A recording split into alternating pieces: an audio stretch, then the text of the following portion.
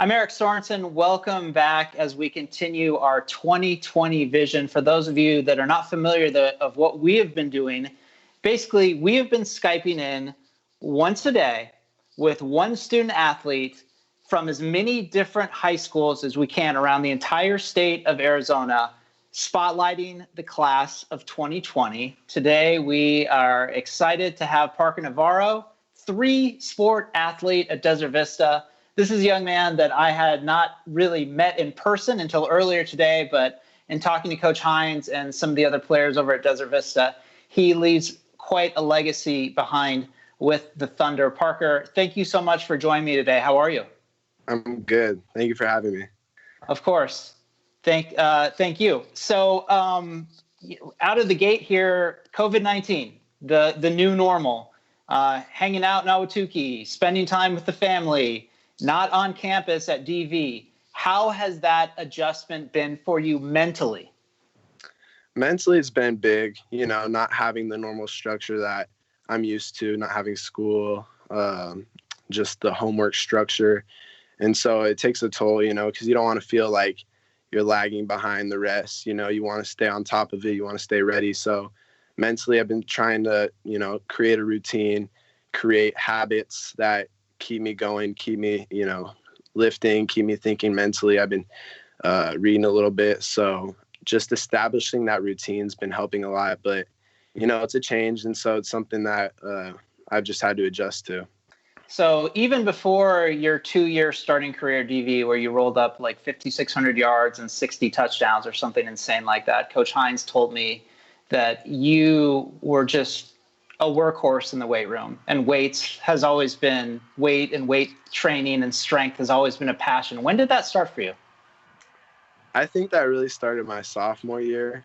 And the reason why I love the weight room so much is because the weight room felt like one place where I can control what I do.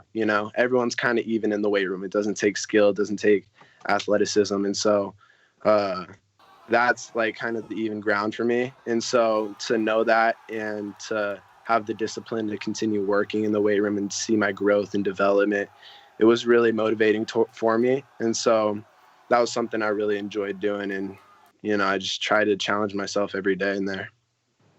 Okay, you mentioned UCF, Central Florida. That is where you will be continuing your academic and football career. We all know Scott Frost got that thing going a few years ago. Now Josh Heupel has taken the reins, doing great things. They played LSU in the Fiesta Bowl a few years back. Why UCF? I know you had other offers, including Arizona State, but why the Knights? When I went on my official visit there, I just felt the atmosphere of the campus and the location especially. I've always wanted to go out of state for college. I've always wanted to get out. And that was actually my first time going to Florida on my visit. So it was a fun experience, and just something about them grabbed me. And the coaches were really, they really liked me. And I want to be at a place that I'm wanted, you know what I mean? And so I just felt it from them the most, in their offense, the coaching style, just everything they have. I felt like it was something that was really catered towards me. And I just felt like ultimately that was the place God was calling me to be. Last question. You've had some time I'm sure, to reflect back on your Desert Vista football career, especially your senior year. As you sort of put everything in the big picture, what are you going to remember most about playing with that team and bonding with those coaches and teammates?